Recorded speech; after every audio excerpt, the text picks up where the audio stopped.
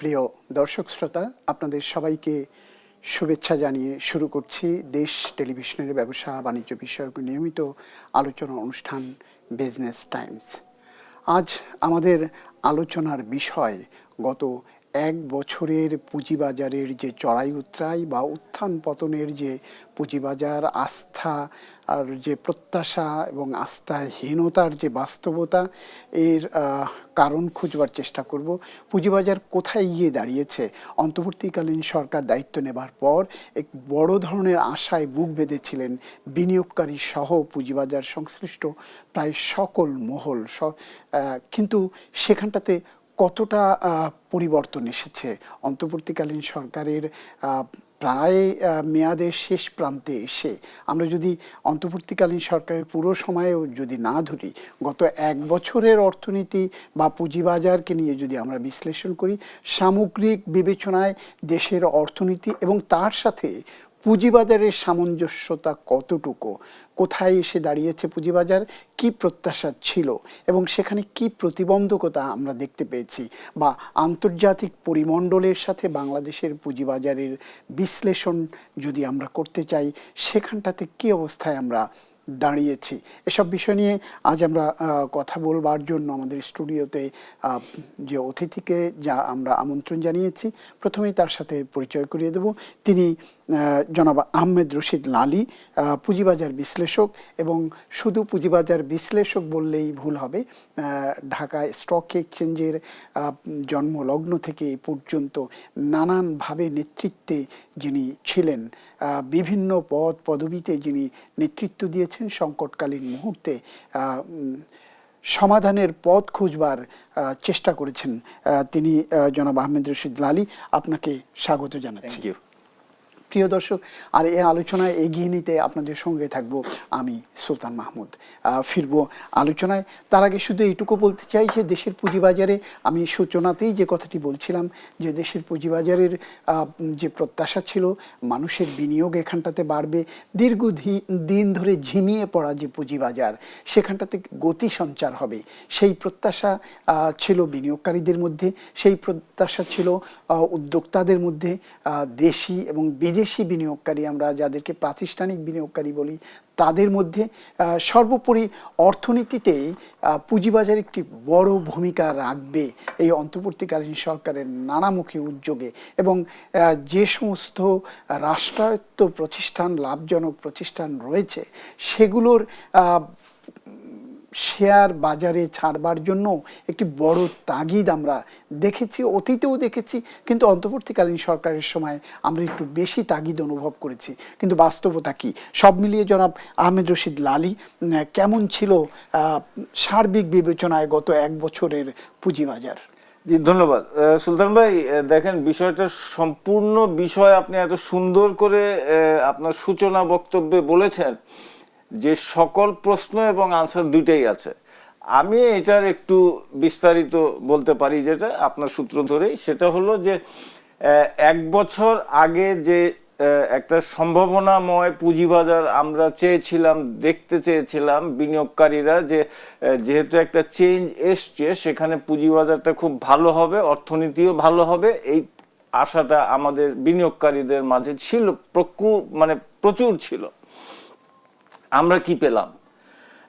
In fact আমরা কিন্তু পিছিয়ে গেছি।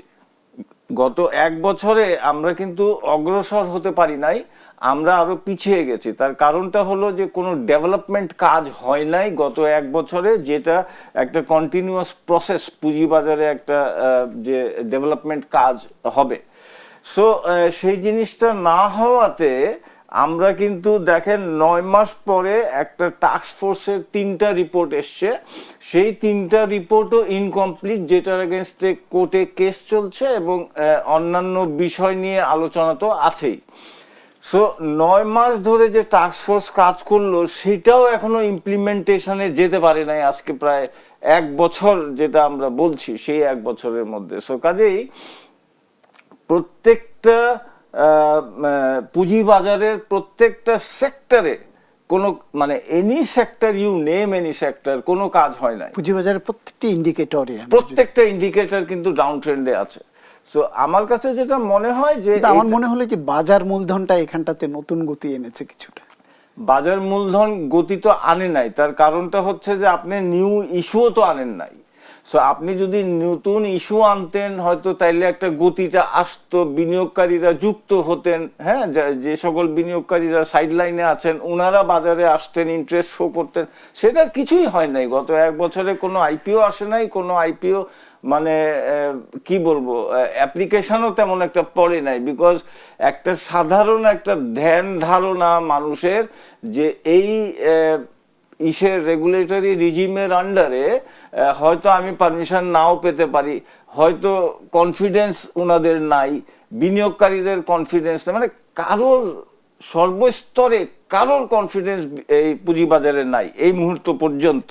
যে নতুন বিনিয়োগকারী নতুন ইস্যু আনবার যে আপনি কথা বললেন, এটি শুধুমাত্র কি পুঁজিবাজারের আস্থাহীনতা না, ওভারঅল অর্থনীতির যে প্রেক্ষাপট এখন চলছে সেটিরও একটি কারণ এখানটাতে রয়েছে? না দেখেন, পুঁজিবাজারে যারা বোথ, আমি বলবো বোথ, তার কারণটা হচ্ছে যে পুঁজিবাজারে যারা সাবস্ক্রিপশনের জন্য আসেন, অ্যাপ্লাই করেন, তারা কিন্তু যাতে ব্যাংকের যে প্রভাবটা, যে 15-16% ইন্টারেস্টটা, সেটার থেকে বাঁচার জন্য যে ইজি এবং সস্তা মানি আমি এখান থেকে উত্তোলন করতে পারি। সো যদি ওই আস্থাটাই না থাকে যে বাজার ক্যান গিভ মি চিপ মানি, হ্যাঁ, তো সেখানে তো কোনো ইয়ে আসবে না, এন্টারপ্রেনার আসবে না।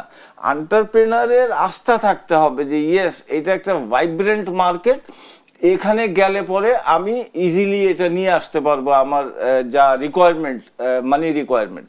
কিন্তু সেটা হচ্ছে না। তো আপনি দেখেন আইপিও রুলের মধ্যে কি করা আছে। আইপিও রুলের মধ্যে বলতেছেন আপনি যে 45 থেকে 60 দিনের ভিতরে অ্যাপ্লিকেশন যখন দেবে একজন এন্টারপ্রেনার, তার অ্যাপ্লিকেশন দেওয়ার 45 থেকে 60 দিনের ভিতরে ডিএসসি সিএসসি তাদের রিকমেন্ডেশন দেবে এসইসিতে। এখন এসইসি সেই রিকমেন্ডেশনটা গ্রহণ করার 20 দিনের ভিতরে এটাকে অ্যাপ্রুভাল দেবে, ইয়েস অর নো করবে। নাও মাই পয়েন্ট ইজ, এই যে একটা দীর্ঘ সূত্রিতা আছে, এখান থেকে আপনাকে নামায় আনতে হবে। Your total process of getting money from this capital market should be within 45 days. কারণ আমি ব্যাংকে গেলে তো 15-20 দিনের ভিতরে আমি টাকা ওডি পেয়ে যাচ্ছি। সো আমাকে ওইটার আদলে এই পুঁজিবাজার থেকে উত্তোলনের ক্ষেত্রে ম্যাক্সিমাম 45 to 60 ডেজের ভিতরে যাতে একজন এন্টারপ্রেনার এই বাজার থেকে টাকাটা নিতে পারে, ইয়েস নো হোয়াট এভার। এখন আপনি 45 to 60 ডেজ স্টক এক্সচেঞ্জকে কেন, প্রয়োজনটা কি ভাই? আপনি within 10 to 15 days Dhaka stock এক্সচেঞ্জের রিকমেন্ডেশন এসইসিতে চলে যেতে পারে। সেটার আমরা একটা করেছিলাম, যখন আমরা বোর্ডে ছিলাম তখন আমরা করেছিলাম 7 জনের চার্টার্ড অ্যাকাউন্টেন্ট অডিটরের একটা প্যানেল করেছিলাম। সো যখন আইপিওটা আসতো, ড্রাফট আইপিও আসতো, ওনাদের কাছে আমরা পাঠিয়ে দিতাম, ওনারা সব রেডি টেডি করে কোথায় কি আছে, মানে অন্তর্নিহিত যা যা আছে ওই ব্যালেন্স শিটে কিংবা ওনাদের সব বের করে আমাদেরকে তথ্য দিয়ে দিতেন। তো আমরা অন দ্যাট বেসিস আমরা এসইসিতে পাঠিয়ে দিতাম। ধন্যবাদ জনাব লালী, আপনার কাছে আবার আসবে এই ইস্যু নিয়েই। তার আগে নিতে হচ্ছে একটি বিজ্ঞাপন বিরতি, আমাদের সঙ্গেই থাকুন। প্রিয় দর্শক, বিজ্ঞাপন বিরতির পর ফিরছি আবার আমাদের নির্ধারিত আলোচনায়। আজ আমাদের আলোচনার বিষয় উত্থান পতনের পুঁজিবাজার, সেটি নিয়ে আমরা কথা বলছিলাম।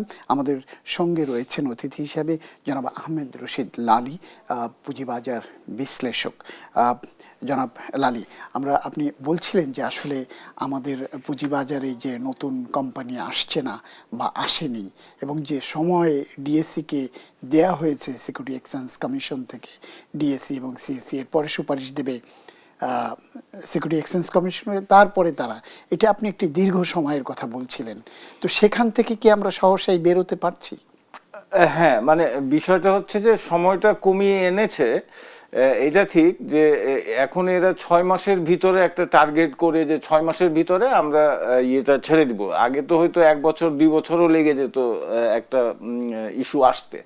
তো বাট যাই হোক, এখন ওনারা যে কাজটা করেছেন আমার কাছে মনে হয়েছে, এবং আমরা এটা আগে করেছি, চেষ্টাও হয়েছে, 45 দিনের ভিতরে মার্কেটে একটা ইস্যু আসতে পারে।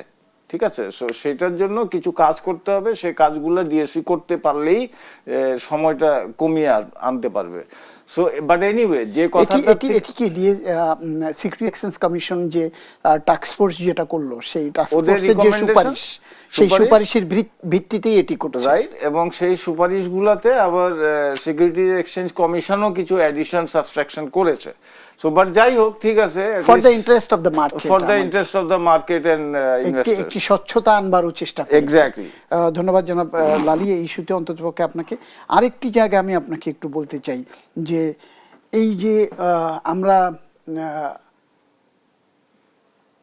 অর্থমন্ত্রী মরহুম সাইফুর রহমান থেকে শুরু করে আমরা আবুল মাল আব্দুল মুহিত, মোস্তফা কামাল এবং এর পরবর্তীতে যিনি অর্থমন্ত্রী এলেন, আমরা প্রায় অর্থমন্ত্রী শেষ আওয়ামী লীগের শেষ যিনি অর্থমন্ত্রী ছিলেন উনি বাদে আগের দুজন অর্থমন্ত্রীও কিন্তু বিএনপির যে অর্থমন্ত্রী ছিলেন সাইফুর রহমান, সেই ধারাবাহিকতায় বলেছিলেন যে বাজারকে ভাইব্রেন্ট করতে সরকারি ভালো শেয়ারগুলো পুঁজিবাজারে অফলোড করতে হবে বা তালিকাভুক্ত করতে হবে, শেয়ার ছাড়তে হবে।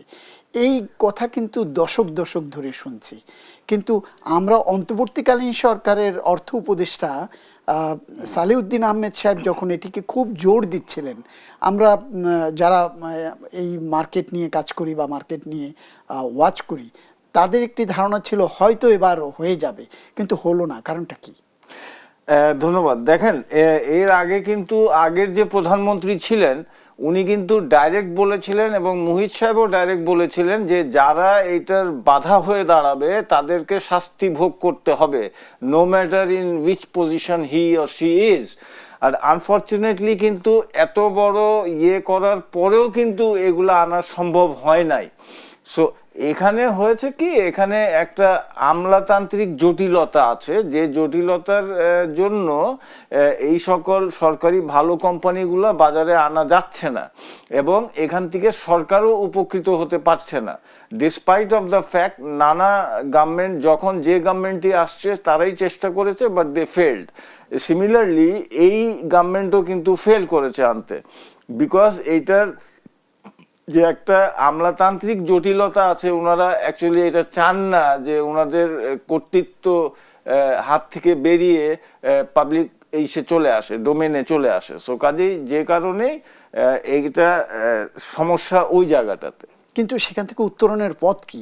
এই আমলাতন্ত্র আমরা কিন্তু বারবার বলছি, এটি একরকম নেতিবাচক শব্দে পরিণত হয়েছে, আমলাতান্ত্রিক জটিলতা। এখান থেকে রাষ্ট্রের স্বার্থে, দেশের স্বার্থে, দেশের অর্থনীতির স্বার্থে যে সিদ্ধান্তগুলো সরকার প্রধান থেকে, আপনি বলছিলেন সরকার প্রধান থেকে শুরু করে সরকারের বিভিন্ন অংশীজন যারা, তারা চাইছেন আমলাতন্ত্র, আপনি বলছেন বাধা হয়ে দাঁড়িয়েছে, উত্তরণের পথ কি? তাহলে কি এভাবেই চলতে থাকবে এটি? দেখেন, আমি একটা আপনাকে কথা বলতে পারি, শুধু এই পলিটিক্যাল সরকার যে তা না, এইটা কিন্তু যখন 2009-11 যেটা আমাদের হয়েছিল, ফখরুদ্দিন মহিউদ্দিনের সরকার, যেটি exactly, so that was the very strong government, you see. And তখন আমাকে ডিজিএফআই থেকে ডাকা হয়েছিল, ওনারা কিন্তু বলেছিলেন যে আমরা তো এটা ক্লিয়ারেন্স দিয়ে দিয়েছি, বিমান, সোনালী ব্যাংক ইত্যাদি, এগুলো কেন বাজারে আসছে না? আমার কাছে কোশ্চেন ছিল ওনাদের। সো আমি ওনাদেরকে বললাম যে দেখেন, এইগুলা ওই আমলাতান্ত্রিক জটিলতা, কারণটা হচ্ছে সে ফর এক্সাম্পল ধরেন একটা প্রতিষ্ঠান, সে ন্যাশনাল টি, তো ন্যাশনাল টি এ যে সেক্রেটারি সাহেব সেখানে চেয়ারম্যান, অথবা উনি তো 2টা গাড়ি পাচ্ছেন, বোর্ড মিটিং এ ফি পাচ্ছেন। সো এইসব কারণে এই জিনিসগুলা আমলাতান্ত্রিক জটিলতা থেকে বেরিয়ে আসতে পারতেছে না। ছোট ছোট কিছু আছে, ছোট ছোট স্বার্থের ব্যাপার, স্বার্থের বিষয়, ব্যক্তি স্বার্থের ব্যাপার। হ্যাঁ। তো উনি তখন আমাকে খুব একটু রাগান্বিত হয়েই উনি বলেছিলেন যে এরা এইরকম কাজ করে, আমরা আমাদের এখান থেকে এভরিথিং ক্লিয়ার করে দিয়েছি যে এটা মার্কেটে আসতে হবে ইত্যাদি ইত্যাদি। তারপরে মানে আমি বলার চেষ্টা করছি যে অত স্ট্রং জায়গা থেকেও কিন্তু জিনিসটা হয় নাই। সো কাজেই এটা মানে এখন এটা কিভাবে করা যায়, এটা আমার মনে হয় যে সবাই মিলে বসে চিন্তা করে এটা করতে হবে, otherwise it's very difficult situation. আপনি কি মনে করেন যে অন্তর্বর্তীকালীন সরকারের মেয়াদ শেষ হয়ে যাচ্ছে, শেষের পথে নির্বাচনের মধ্য দিয়ে হয়তো এই সরকার দায়িত্ব নির্বাচিত সরকার হাতে দিয়ে চলে যাবে, কিন্তু এই সরকারের পক্ষ থেকে বা সংশ্লিষ্ট মন্ত্রণালয় বা বিভাগ যেগুলো আছে সেগুলোর পক্ষ থেকে কোনো স্পেসিফিক রিকমেন্ডেশন দিয়ে যাওয়া জরুরি, যাতে আগামী নির্বাচিত সরকার সেখানে কাজ করতে পারে, এমন কিছু কি? দেখেন, এই সরকার কিন্তু অনেক রিকমেন্ডেশন দিয়ে যাবেন এবং ওনারা যা যা যে কাজ যেখানেই করেছেন এই সবগুলা কিন্তু রিকমেন্ডেশন আকারে আসবে। বাট পয়েন্ট ইজ, কিছু পপুলার ডিসিশন আছে, কিছু আনপপুলার ডিসিশন আছে। সো নেক্সট গভর্নমেন্ট যেই আসবে উনাদের একটা সিদ্ধান্ত উনাদের নেওয়া আছে, সেটা হলো যে রেগুলেটরি রিজিমটাকে ডিসেন্ট্রালাইজ করা। সো রেগুলেটরি রিজিম যদি ডিসেন্ট্রালাইজড হয় তাহলে এই জিনিসগুলো অনেক মানে সহজ হয়ে যাবে এই কাজগুলো করার জন্য, কারণ আমাদের রেগুলেটরি রিজিম এমনভাবে একদম চেগে বসে আছে যে কোনো কাজ করা যাচ্ছে না। সো এই জিনিসটা ওনারা ডিসেন্ট্রালাইজ যদি করে দেয় একটা আমূল পরিবর্তন আসবে, কিন্তু হ্যাঁ মানে সর্বস্তরে কিন্তু একটা পরিবর্তন আসবে। সেই ডিসেন্ট্রালাইজ বলতে কোথায় কোথায় ডিসেন্ট্রালাইজের কথা বলছেন? যেমন আমাদের বিএসইসি, সিকিউরিটি এক্সচেঞ্জ কমিশন জাতীয় যত এই ক্ষমতার উৎস আছে, রেগুলেটরি রিজিম আছে, এগুলাকে ওনারা ইয়ে করে দিবেন, এবং যাতে যে ব্যবসায়ীদেরকে দুয়ারে দুয়ারে গিয়ে হোঁচট খেতে হয়, দুয়ারে দুয়ারে গিয়ে একটা এই জিনিস থেকে বের করার জন্য ওয়ান উইন্ডো টাইপ সেটেলমেন্ট করার জন্য ওনারা একটা সিদ্ধান্ত আছে ওনাদের, যারা সরকার গঠন করার কথা শোনা যাচ্ছে। তো এই কাজটা যদি করতে পারে তাহলে কিন্তু অনেক কাজ কিন্তু আসান হয়ে যাবে, ইনক্লুডিং সরকারি শেয়ার বাজারে আসা। ধন্যবাদ আপনাকে, আপনি যথার্থ বলেছেন। আমরা সেই অপেক্ষায় থাকব যে এই সরকার সেই সুপারিশ রেখে যাবে এবং আগামী নির্বাচিত সরকার সেই পথ ধরে এগিয়ে যাবে এই সমস্যা অন্ততপক্ষে সমাধানের জন্য। প্রিয় দর্শক, নিতে হচ্ছে আরেকটি বিজ্ঞাপন বিরতি। বিরতির পর ফিরবো আবার আমাদের এই অতিথিকে সঙ্গে নিয়ে। সে পর্যন্ত সাথেই থাকুন। বিজ্ঞাপন বিরতির পর আবার ফিরছি আমাদের নির্ধারিত আলোচনায় রয়েছেন আমাদের সাথে জনাব আহমেদ রশিদ লালী, পুঁজিবাজার বিশেষজ্ঞ। আমরা কথা বলছিলাম যে কেন সরকারি শেয়ার বাজারে আসছে না, সেটি আপনি অনেকগুলো ইস্যু আমাদের সামনে তুলে ধরেছেন এবং কতগুলো পরামর্শ, সেগুলো নিশ্চয়ই আশা করতে চাই যে পরবর্তী সরকার সেই জায়গাতে হয়তো নজর দেবে এবং সেটির একটি সুরা হবে। আমি আরেকটি বিষয় আপনার কাছ থেকে একটু জানতে চাই। বলা হচ্ছে যে গত এক বছরে আপনি যেটি শুরু করেছিলেন যে পুঁজিবাজারে আস্থা ফিরে আসবার পরিবর্তে অনাস্থাটা আরো বেড়েছে বা জেঁকে বসেছে, এর কারণগুলো কি? জি ধন্যবাদ। দেখেন, বিষয়টা হচ্ছে যে আমাদের বিনিয়োগকারী, এই বিনিয়োগকারীরা কিন্তু পুঁজিবাজারের মেন ইনগ্রিডিয়েন্ট। যদি আপনি পুঁজিবাজারে যদি বিনিয়োগকারী না থাকে, সেই পুঁজিবাজার তো জিরো, ইটস নট আ পুঁজিবাজার। সো আমরা গত এক বছরে যা দেখেছি যে আস্তে আস্তে আস্তে আস্তে এই বিনিয়োগকারীরা হয়তো একেবারে নিঃস্ব হয়ে গেছেন, অথবা ওনারা এই বাজার ছেড়ে আলাদা চলে গেছেন যে ভাই থ্যাংক ইউ ভেরি মাচ, ঠিক আছে। সো এই যে একটা পরিস্থিতি ক্রিয়েট হলো, এই কনফিডেন্সটা ফিরিয়ে আনার জন্য যে কাজগুলো করা প্রয়োজন ছিল সেগুলো হয় নাই, গত 1-1.5 বছরে হয় নাই। লাইক কি কাজ হতে পারতো? কাজ হতে পারতো যে ভাই ডেভেলপমেন্ট কাজ যদি করা যেত। এই যে ফাইন রিজিম আমরা দেখলাম 1-1.5 বছর, ফাইন, সাথে সাথে যদি ওনারা এই ডেভেলপমেন্ট কাজটাও যদি করতেন তাহলে situation would have been different.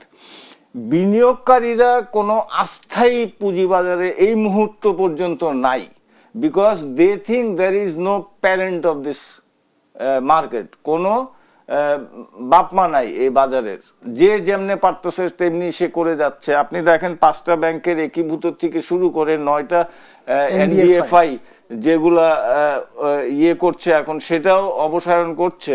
So এই ইভেন্চুয়ালি একজন বিনিয়োগকারীকে আপনি এই বাজার থেকে নিঃস্ব করে বের করে দিচ্ছেন। কোনো অভিভাবক নেই কোন বিনিয়োগকারীদের স্বার্থ দেখবার জন্য। অ্যাবসলিউটলি দেয়ার ইজ নো অভিভাবক মাঝখান দিয়া আমাদের চিফ অ্যাডভাইজার সাহেব একজন অ্যাসিস্ট্যান্ট রেখেছিলেন, উনি কিছু কাজ কাম করেছেন, বাট তারপরে থেকে কোনো কাজ হচ্ছে না, কোনো অভিভাবকহীন এই বাজারটা হয়ে গেছে।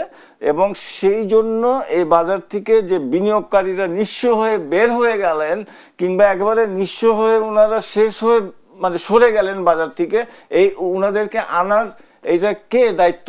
এই it is only with the work of this regime, যে রেজিমটা একটা ডেভেলপমেন্ট কাজ করে ওনাদেরকে আকৃষ্ট করবে, পুঁজিবাজারে ফরেন বিনিয়োগকারীদেরকে আকৃষ্ট করবে, এরকম কোনো ডেভেলপমেন্ট কাজ কি হাতে আমরা পেয়েছি 1 বছরে 1.5 বছরে? Not a single. সো কাজেই আপনার আরো আমি ইনফরমেশন দিই, এই ঢাকা স্টক এক্সচেঞ্জ থেকে অন্তত 4টা প্রস্তাব গেছে মিউচুয়াল ফান্ডের বিষয়, আইপিওর বিষয়, ইসের বিষয়, আরেকটা আছে ওইটা কি বন্ড এন্ড ইটিএফ কি মার্কেট ওটাকে বলা যায়, এনিওয়ে। সো 4টা প্রপোজাল গেছে। এই 4টা প্রপোজালের একটা প্রপোজাল আজকে কোনোটা 6 মাস আগে, কোনোটা 9 মাস আগে, কোনোটা 1 বছর আগে, একটারও কোনো আলোর মুখ দেখে নাই। কারণটা কি? I don't know. কারণটা হইতেছে যারা এক্সপার্ট ছিলেন, এই রেগুলেটরের যারা এক্সপার্ট ছিলেন ওনারা বোধহয় নাই, ওনারা হয়তো বা। তারা কি নাই বলছেন আপনি? সেটি আপনি যাদেরকে এক্সপার্ট বলছেন 17 বছরে যারা 50-60 জন সাসপেন্ডেড, 17 বছরের পুঁজিবাজারের অনিয়ম দুর্নীতির সাথে যারা ছিলেন, যাদেরকে আইডেন্টিফাই করা হয়েছে, তাদেরকে যদি সাসপেন্ড করা হয়ে থাকে, সেটিকে আপনি কি ইতিবাচক না নেতিবাচক হিসেবে দেখবেন? আমি কোনোভাবেই কমেন্ট করতে চাচ্ছি না ওইটা বিষয়, বিকজ ওইটা ওনাদের বিষয়, বিএসইসি দেখবেন। বাট এক্সপার্ট যদি থাকতো ইসে, তাহলে তো এই যে 4টা প্রপোজাল গেছে, এত সুন্দর সুন্দর প্রপোজাল গেছে ফ্রম ঢাকা স্টক এক্সচেঞ্জ, সেটা নিয়ে নাড়াচাড়া করলে, কাজ করলেও তো অনেক ডেভেলপমেন্ট হতো পুঁজিবাজারে এবং বিনিয়োগকারীদের জন্য। প্রত্যেকটা এই 4টা প্রপোজালের কথা বলছি না, এই 4টা প্রস্তাব বিনিয়োগকারীদের স্বার্থের জন্য সব দেয়া। আচ্ছা, আমি এইখানটাতে আপনার কাছে একটু আসতে চাই। নিয়ন্ত্রক সংস্থার যদি বলি যে না অকার্যকর বা কাজ করছে না বা কাজ করতে পারছে না, সেক্ষেত্রে আপনারা যারা এই মার্কেটের সাথে সুবিধাভোগী বা এই মার্কেটকে ভাইব্রেন্ট করবার জন্য বিভিন্ন সময় কাজ করেছেন, আপনারাও ঝিমিয়ে পড়েছিলেন। দেখেন, আমাদের কথা যদি এখন উনারা যদি ডাকেন আমাদেরকে, তখন আমরা বলতে পারি। এখন উনারা যদি না ডাকেন, তাহলে আমি তো যেটা বলছি, আপনাকে বলছি, মিডিয়াতে বলছি, ওইটুকুই বলতে পারবো। কিন্তু এটা কিভাবে শুরুটা হবে, এটা তো উনারা যদি ডেকে একটা মিটিং করেন, বসেন, উনারা তো ডাকেন টপ 10 টপ 20 কে, তো ঠিক আছে, ইটস ওকে। না, আমি এখানটাতে আপনি টপ 10 টপ 20-র কথা বলছি, সেখানটাতেও যদি ডাকাডাকি হয়, আপনি Dhaka stock exchange, Chattogram stock exchange এবং এই যে আপনার যারা আপনার ডিলার অ্যাসোসিয়েশন যারা আছেন, এই ডিবিএ, এদেরকে আপনারা যদি নিজেরাই ইউনাইটেড হন আপনাদের স্বার্থের ব্যাপারে, যে না এটি কেন করা হচ্ছে না, সেই ইউনাইটেডলি আপনারা আপনাদের বক্তব্যটা কি সরকারের সামনে তুলে ধরতে পেরেছেন, নাকি সেখানে আপনাদেরও কোনো ব্যর্থতা আছে? কিছুটা হয়তো থাকতে পারে ব্যর্থতা, বাট ডিবিএ চেষ্টা করছে। আমি চাচ্ছিলাম যে ঢাকা স্টক এক্সচেঞ্জ আরো রোল প্লে করুক, ডিবিএ আরো রোল প্লে করুক, কিন্তু সেই জায়গায় একটু ঘাটতি হয়তো থাকতে পারে, বাট স্টিল আমি বলবো ডিবিএ বেশ চেষ্টা করেছে। আমি যে জিনিসটা বলতে চাই যে দেখেন, আমরা যখন একটা জিনিস আপনাকে বলি, সেই জিনিসটা যদি আপনি নেগেটিভ চোখে দেখেন, যেটা ওর স্বার্থ হয়তো, তাহলে কিন্তু হবে না। আমরা যে কথাটা বলছি ফর দ্য বেটারমেন্ট অফ পুঁজিবাজার, for the betterment of investor, যে ইনভেস্টররা নিঃস্ব হয়ে গেছে, ওদেরকে কিভাবে আমি তুলে নিয়ে আসবো উপরে, তাদের কথা আমরা, সেই জন্য আমরা বলি এই জিনিসগুলো। এখন মানে হয় কি, সেই জিনিসগুলা যদি ওনারা নেগেটিভলি নেন, আমি একটা এক্সাম্পল দিই, আগেন সরি আমি এক্সাম্পল দিচ্ছি। বিষয়টা হচ্ছে যে এই যে ইয়েটা, যেটা লোনের বিষয়টা যেটা ছিল, কেস যেটা কোর্টে গেছে, মার্জিন লোন, সেই লোনের বিষয় টপ 20 কে ডাকলো। টপ 20 যখন ওই বিষয়ে কথা বলা শুরু করেছে যে এইটা প্রবলেম আছে, এইটা ঠিক আছে, তখন ওনারা বললেন যে এইটা তো অলরেডি গ্যাজেট নোটিফিকেশনে চলে গেছে। আলোচনা কিন্তু ওইটা নিয়ে, মার্জিন লোন নিয়ে ডাকলেন। আর ওনারা যখন মার্জিন লোন নিয়ে কথা বলতে শুরু করলেন তখন আপনারা বললেন যে এটা তো গ্যাজেট নোটিফিকেশনে চলে গেছে, এখন তো উই ক্যানট চেঞ্জ। তো why did you call them to discuss on that issue? না, সেক্ষেত্রে আমি তো বলবো যে আপনারা যারা, আপনি ব্রোকারেজ অ্যাসোসিয়েশনের কথা বলেন, ঢাকা স্টক এক্সচেঞ্জের কথা বলেন, দুইও জায়গায় আপনার নেতৃত্ব কর্তৃত্ব, আমি আপনাকেই বলছি, আপনারা এই জায়গাগুলোতে আমরা দেখেছি যে যদি কোনো জায়গায় কেউ ঝিমিয়ে পড়ে বা সঠিকভাবে কাজ না করে, যারা স্টেক হোল্ডার তারা সেখান থেকে সেটিকে তাদের স্বার্থ বা দেশের স্বার্থ বা অর্থনীতির বৃহত্তর স্বার্থে সেখান থেকে আপনারা অতীতে আমরা কিন্তু আপনাদের অনেক ভূমিকা দেখেছি। এখন কেন সেই ভূমিকাটা আমরা দেখতে পাচ্ছি না? আজকে পুঁজিবাজারের আপনি যেটি বলছিলেন যে মার্কেট এখন তলানিতে নেমে এসছে, আগে 5 পয়েন্ট পড়ে গেলে রাস্তায় মানুষ দাঁড়িয়ে যেত, হইচই পড়ে যেত। আমরা সেই জায়গাগুলো দেখছি না কেন? এখানটাতে কোনো ব্যারিয়ার আছে কিনা, না আপনারা নিজেরাও ঝিমিয়ে পড়েছেন? না না, আমরা ঝিমাই নাই, আমরা তো সব কথাই বলছি, সব জায়গায় বলছি। পয়েন্ট ইজ যে দেখেন, আগে আমরা ওন করতাম, হ্যাঁ, এই জিনিসটা যে আপনার যদি একদিন যদি 50 পয়েন্ট কমে যেত আমাদের একেবারে এইটা ঘাম ছুটে যেত, হ্যাঁ, এবং আমরা ইমিডিয়েটলি, আমার মনে আছে তখন আজকের যে প্রধান, সেনাপ্রধান, উনি তখন আমাদের বোর্ডে ছিলেন এবং আমরা তখন হেঁটে ডিএসসি থেকে হেঁটে আমরা অল বোর্ড অফ ডাইরেক্টর 25 জন হেঁটে আমরা কিন্তু এসিসিতে গিয়ে বলেছি ওনাদেরকে যে দিস ইজ দ্য সিচুয়েশন, এটা উত্তরণের এই কাজ করতে হবে, আপনারা ইমিডিয়েটলি করেন। এসিসি শুনেছে এবং সেটার উপরে ওনারা কাজ করেছে, খয়রুল সাহেব, এবং এই জিনিসটা উনি করে দিয়েছিল তখন, ঠিক আছে। তো আপনাকে এখন কেন ওন করছে না Dhaka stock exchange? Why? What is the barrier? মানে এটা কি এখানটাতে আপনারা ঢাকা স্টক এক্সচেঞ্জ বা আপনারা যাদের কথা, যে স্টেক হোল্ডার আপনি মিন করতে চাইছেন, তারা কি সিকিউরিটি এক্সচেঞ্জ কমিশনকে নন কোঅপারেশন করছেন এমন কি? না, এইটা আমার কাছে যেটা মনে হয় যে এইটা একটা ভীষণ ইয়ে হয়ে গেছে, প্রবলেম হয়ে গেছে আপনার, কারোর সাথে কারোর কোনো ইয়ে না। লাইক বাংলাদেশ ব্যাংক একটা সিদ্ধান্ত নিচ্ছে, এসিসির সাথে আলোচনা করছে না, এসিসি ইন্টার্ন এনবিআর এর সাথে আলোচনা করছে না, এই যে একটা টোটালি একটা ইয়ে হয়ে গেছে আমাদের, মানে সমন্বয়হীনতা হয়ে গেছে। এই সমন্বয়হীনতাই কিন্তু এটার মূল জিনিস। আপনার ডিএসসি হয়তো গিয়ে বলছে ওনারা আমলে নিচ্ছেন না, ঠিক আছে না, এইভাবে করে যে একটা চেইন, একটা ইফেক্ট হয়ে গেছে, একটা চেইন ইফেক্ট হওয়ার কারণে আজকে বাংলাদেশ ব্যাংক বলেন, এই যে 9টা আপনি দেখেন না, এই যে 9টা অবসায়ন করবে কিংবা 5টা এনবিএফআই এবং 5টা যেটা করলো ব্যাংক, বিনিয়োগকারীরা মারা গেল না? জিরো বইলা দিলেন আপনি, বলতে তো খুব নেগেটিভ বলে দিলেন যে আরো পাবে, বলে দিলেন আরো পাবে। সো এই যে কাজগুলো আপনারা করলেন without considering the interest of the investors, আজকে এই ইনভেস্টররা মারা গেলে কোথায় যাবে? আবার সামনে আপনি বইলা দিলেন 9টা এনবিএফআই হচ্ছে, আবার সামনে আরো 5টা ব্যাংক আসবে। মানে আমি জানি না এটা কিভাবে আপনার সবকিছু, প্রত্যেক লুটতারাজ করলো একজন আর দোষ সব চলে আসলো আমাদের ঘাড়ে।